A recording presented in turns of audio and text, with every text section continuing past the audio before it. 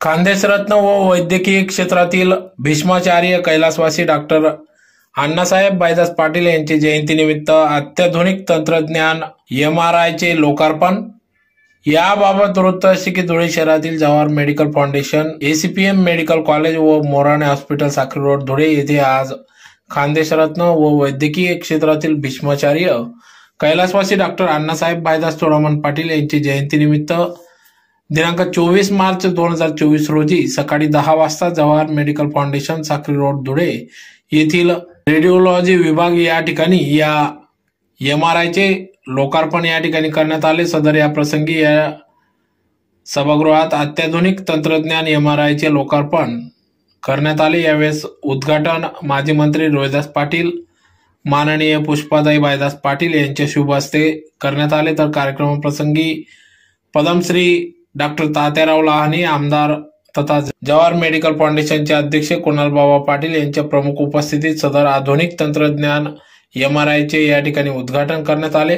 तर या MRI machine radiology विभाग या ठिकाणी उपलब्ध करण्यात आले असून नागरिक गरजू रुग्णांनी याचा लाभ घ्यावा असे आवाहन उद्घाटन प्रसंगी करण्यात आले। तर कार्यक्रमाप्रसंगी या ठिकाणी आमदार तथा जवाहर मेडिकल फाउंडेशनचे अध्यक्ष कुणाल बाबा पाटील, सचिव डॉक्टर ममताताई शैलेंद्र पाटील, सहसचिव संगीताताई नेहल पाटील यांच्या उपस्थितीत या ठिकाणी पद्मश्री डॉक्टर तात्याराव लहाने, डॉक्टर रागिनी पारेख यांचा या ठिकाणी सत्कार सन्मान करण्यात आला।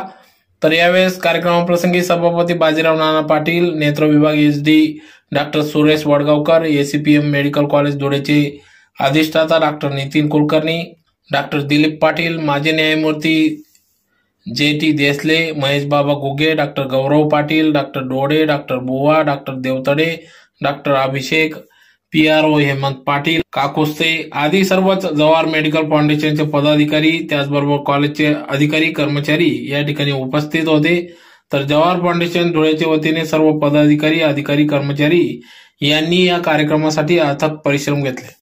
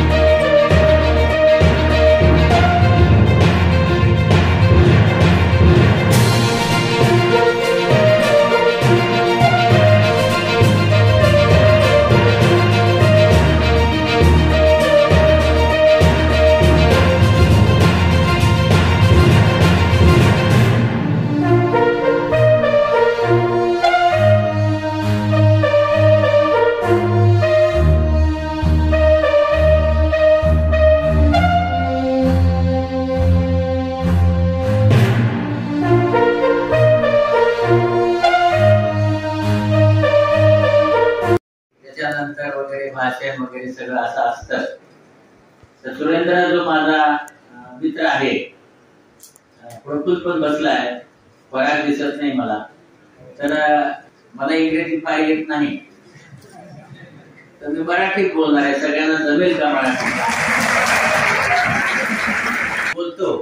समजा मराठीत, ती डायरेक्ट इथे झाली. आणि म्हणून आपण जे आहे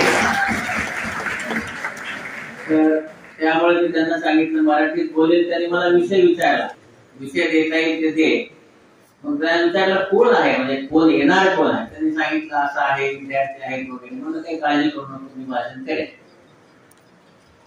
तर आम्ही इथे काल आम्ही शिबिराला आलो. त्यातली पहिली गोष्ट अशी सांगतो की कोणामुळे यावं लागलं, आलो.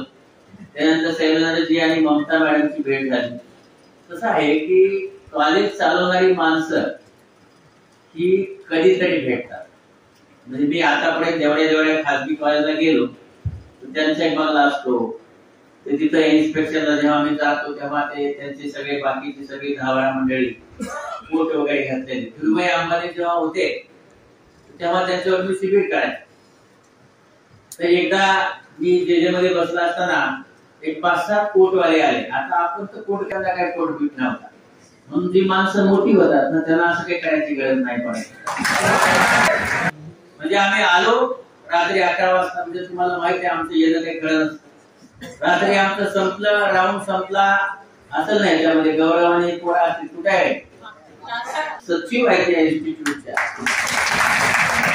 आणि आम्ही 12 तास काम केलं, पण त्या 14 तास आमच्यासाठी थांबल्या होत्या. म्हणजे मला असं सांगायचे जन्मभर यशस्वीच होणार आहे, कारण तुमच्या सचिव एवढ्या हार्ड वर्किंग सचिव जवळपास. सकाळी 5:15 वाजता मॅडमला रागिनीला दोन्ही किडनी खराब झाल्यामुळे जावं लागलं. पण बेसिक असं आहे की शिकत असताना एक गोष्ट मी नेहमी बघितली की काही ठरवून काहीच केलेलं नाही, पण शिकत असताना अडीअडचणी खूप आल्या. मला हे माहिती आहे की तुम्ही सगळे माझ्यासाठी, प्रत्येकाला जो गावात आला त्याचं आयुष्य माझ्यासारखंच. फक्त मी इथे उभं आहे का, मी बॅक बेंचर होतो. तुम्हाला माहित आहे का, मी शेवटी बसायचो last. Whose birthday is today, 24th of March, and it's his birth anniversary today. And on that occasion, it's a great pleasure to welcome Dr. Lane sir here. And he really devoted this day by doing almost 119 cataract surgeries yesterday. Just in 12 hours. Just before this program, you already saw all the glimpses of that surgery yesterday, how everything was well planned, how the surgery happened, how the instructions were given. त्याच्यात कुठेच काही बारीक राहायला नको याविषयीची sir आम्हा सर्वांना इकडे चिंता होती की सर एवढे मेटिक्युलसली हँडल करतात, सरांना एकही चूक चालत नाही, मध्ये कोणी बोलायचं नाहीये. त्यांनी सांगितले त्याप्रमाणे कोणी कुठे एंट्री करायची आहे, मेन दरवाजापर्यंत कोण येणार आहे, नंतर ऑपरेशन थिएटरचा सेकंड दरवाजापर्यंत कोण येणार आहे, कोणी वॉश व्हायचं आहे, कोणी सर्जनच्या मागे उभं राहायचंय, कोणी पुढे उभं राहायचं आहे, राईट आयचं सर्जरी कधीमध्ये येणार, लेफ्टची कधीमध्ये येणार, हे सर्व अगदी मिनिट्स टू मिनिट्स सरांचं इतकं प्रॉपर प्लॅन होतं. आणि ह्याच्याविषयी आम्ही ऑलरेडी आम्हाला माहिती होती की सरांना सगळं अगदी मेटिक्युलस लागतं. आणि आम्हाला त्या गोष्टीचं खूप जास्त टेन्शन होतं की आपल्याकडनं हे होणार का, हे सगळ्यात आधी. दुसरं म्हणजे सरांची सर्जरीची जी रेकॉर्ड आहे की एवढ्या जास्त सर्जरी सर एका दिवसात करतात, तर त्या सर्जरीसाठी तेवढे पेशंट पण आम्ही सगळे व्यवस्थित तिथे गोळा करू शकू का, हा दुसरा आम्हाला खूप मोठा प्रश्न पडलेला होता. आणि सर म्हणजे आम्ही आमचं क्रेडिट नाही म्हणणार, हे फक्त जे काय होतं ते तुमच्या इथे प्रेझेन्समुळे हे सगळं घडून आलं. आणि खरंच त्यासाठी सर खूप खूप आभार नाही आणि विसरू शकतही नाही.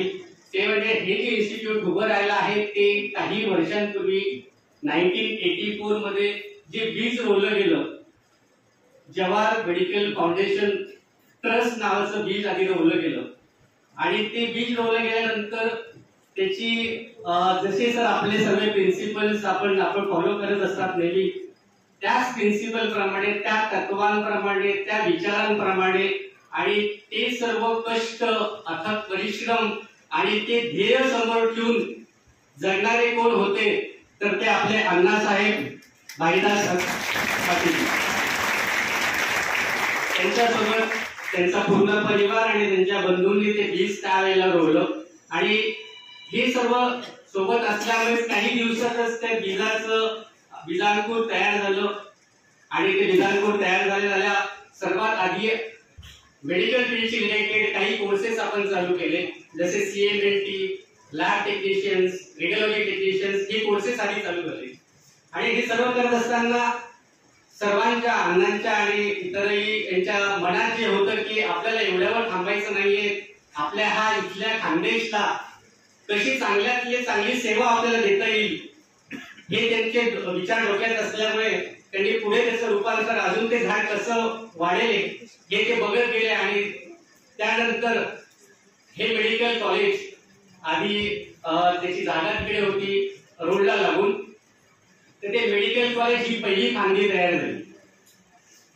त्या वर्षातच आपण डेंटल कॉलेजही चालू केलं आणि अण्णांच्या विचारांचे खत पाणी ह्या झाडाला सतत चालू होते. त्यामुळे त्याचे पुढे हळूहळू भरपूर फांद्या आणि फुलं आणि फळं ते येत गेले.